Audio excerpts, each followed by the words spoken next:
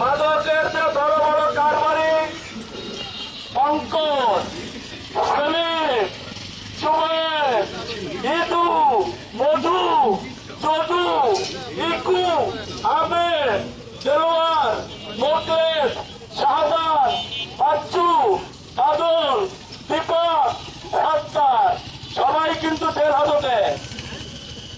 শুধুমাত্র আপনাদের তথ্যের ভিত্তিতে এই অভিযান আজকে রাস্তা থেকে এখন থেকে কালকে রাত 12টা পর্যন্ত চলমান থাকবে।